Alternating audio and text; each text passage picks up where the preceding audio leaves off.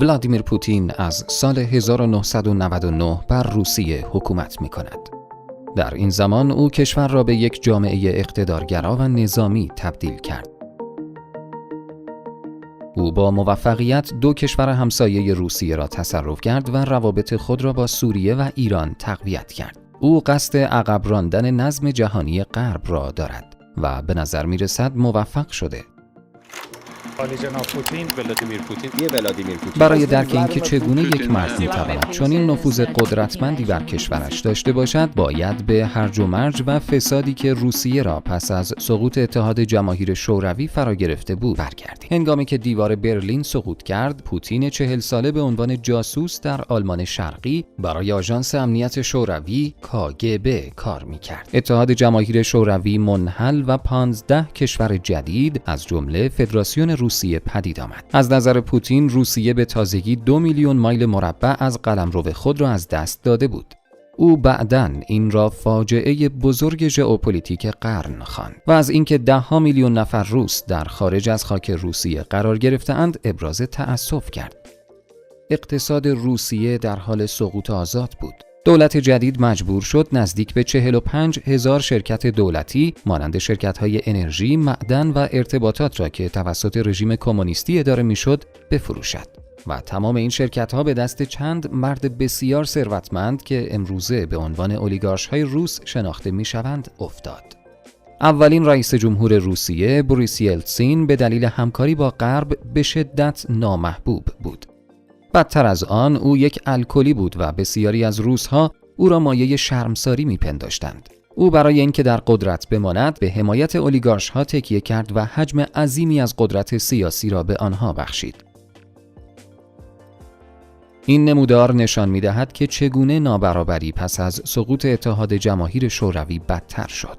اینجاست که ولادیمیر پوتین وارد سیاست می‌شود. او در سال 1991 KGB را ترک کرد و معاون شهردار سنت پترزبورگ شد. پوتین از موقعیت خود برای بدبستان با دوستان و متحدانش در بخش خصوصی استفاده می‌کرد. او به آنها کمک می‌کرد تا انحصار تشکیل دهند و رقبای خود را کنترل کنند. پوتین به سرعت در میان اولیگارش‌ها محبوب شد.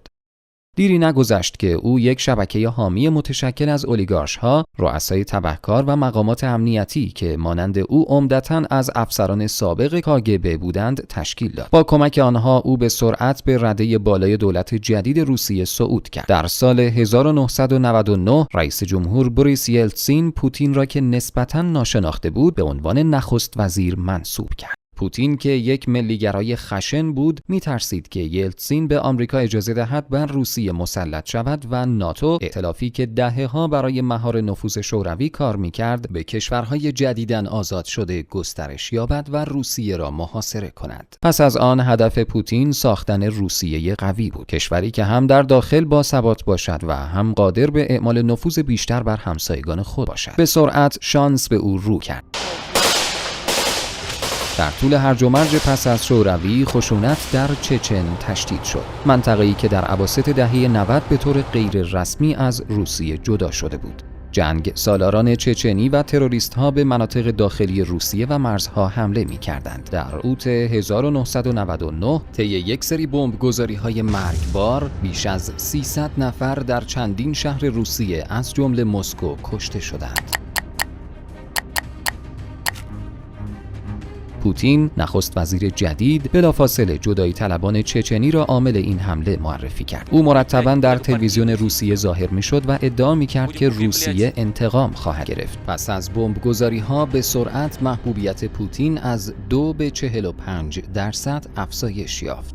بعدتر روزنامه‌نگاران شواهدی را کشف کردند که امکان دست داشتن سرویس‌های اطلاعاتی روسیه در بمبگذاری‌های مسکو را نشان می‌داد. شاید می‌دانستند که این انفجارها باعث حمایت از مرد قدرتمندی مانند پوتین می‌شود. بنابراین روسیه جنگی مردم پسند و ویرانگر را در چچن به راه انداخت.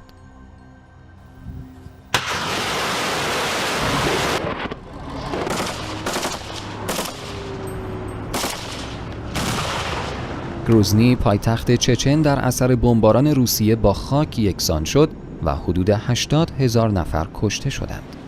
در کمتر از 1 سال روسیه با موفقیت چچن را تحت کنترل خود بازگرداند. در دسامبر 1999 استعفای یلتسین پوتین را رئیس جمهور موقت کرد. در ماه مه در جریان مبارزات خونین در چچن پوتین در انتخابات ریاست جمهوری پیروز شد.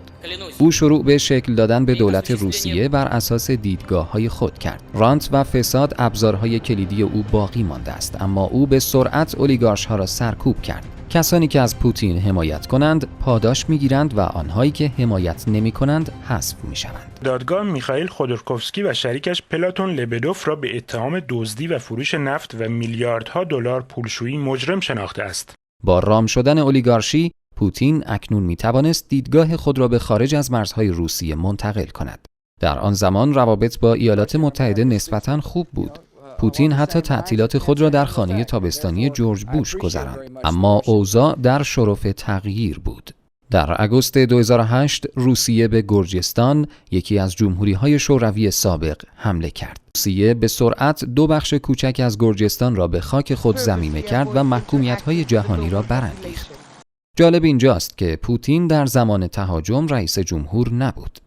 قانون اساسی روسیه میگوید رئیس جمهور فقط میتواند 2 دوره متوالی خدمت کند، اما هیچ محدودیتی برای تعداد کل دوره‌هایی که یک فرد میتواند خدمت کند تعیین نمی‌کند. بنابراین پوتین زمانی که جانشین وی دیمیتری مدودف به عنوان رئیس جمهور خدمت کرد، دوباره نقش نخست وزیری را بر عهده گرفت. هنگامی که اوباما در سال 2008 به عنوان رئیس جمهور ایالات متحده انتخاب شد، تلاش کرد روابط خود با روسیه را از نو تنظیم کند.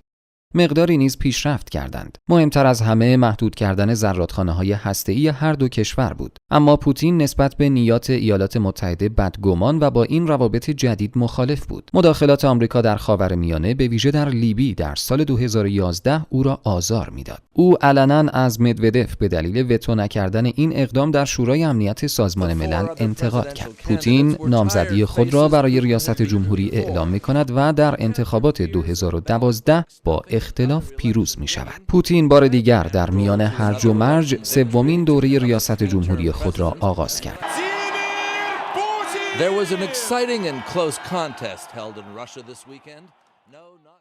او سبک حکومت اقتدارگرایانه خود را در داخل و استراتژی نظامی خود در خارج از کشور را دوچندان می‌کند، اما در هر دو مورد او تسلط خود بر گردش اطلاعات را به نمایش گذاشت. از زمانی که او برای اولین بار در سال 2000 به قدرت رسید، پوتین نفوذ خود بر تلویزیون روسیه را گسترش داد. اساساً همه رسانه‌های خبری ماشین تبلیغاتی دولتی هستند. رژیم او تصمیم می‌گیرد که کدام داستان‌ها و چگونه پخش شود و همیشه او را به عنوان رهبر قدرتمند روسیه نشان می‌دهد.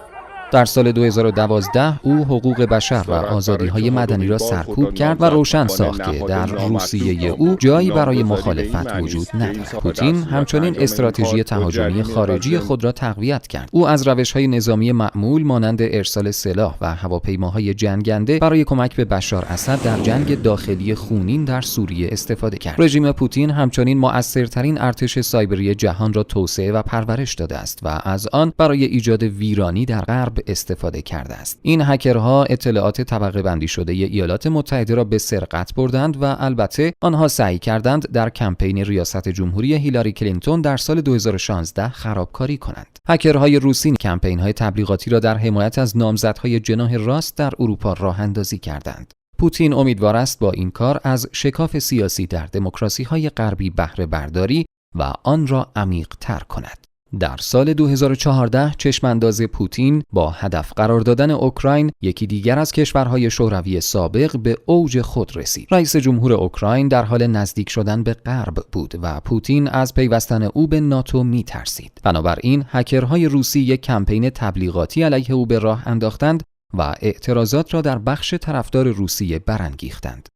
او سپس نیروهای روس را با لباس مبدل فرستاد و سپس ارتش روسیه وارد عمل شد و در اوایل سال 2014 پوتین کریمه را ضمیمه کرد. پوتین پس از انتخاب مجدد خود در سال 2018 همچنان قدرت خود را در روسیه حفظ کرد. با این حال رژیم او هم در داخل و هم در سطح بین المللی با چالش‌های جدیدی مواجه شد. در جبهه داخلی دولت پوتین با ناامیدی فزاینده عمومی به دلیل کاهش استانداردهای زندگی و فساد مواجه شد.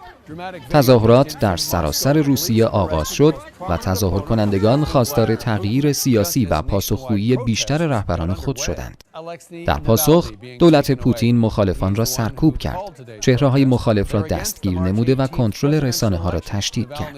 در سطح بین‌المللی دولت پوتین با انتقاد بیشتر غرب مواجه شد. مسمومیت جاسوس سابق روس سرگئی آسکریپال در بریتانیا در سال 2018 منجر به بحران دیپلماتیک بین روسیه و غرب شد و بسیاری از کشورها دیپلمات‌های روس را در نمایش همبستگی با بریتانیا اخراج کردند. این قتل بدون اطلاع و اجازه آقای پوتین امکان پذیر نبوده. او به حمایت از جنگ در اوکراین تا فوریه سال 2022 ادامه داد که باعث کشته شدن بیش از 14,000 نفر شد. پس از هجوم ارتش روسیه به اوکراین تا به حال بیش از 200,000 نفر کشته یا زخمی شدند. جهان به اعتراض برخاسته، اما پوتین تسلیم نمی شود. سیاست خارجی تهاجمی او با موفقیت همسایگانش را تضعیف می کند و در عین حال روس‌ها را دور خود جمع می کند. اما او همه این کارها را با هزینه مردم خودش انجام داده است. تهاجمات او باعث تحریم‌های شدید غرب شده است و روسیه را از تجارت در بازارهای غربی منع می کند. ارزش پول روسیه به شدت کاهش یافته است و صنعت انرژی که روسیه به آن متکی است در حال سقوط است. تصور اینکه روسیه بتواند تحت این شرایط ادامه دهد دشوار است. با وجود این چالش‌ها، پوتین هم در روسیه و هم در صحنه بین‌المللی یک چهره قدرتمند باقی ماند.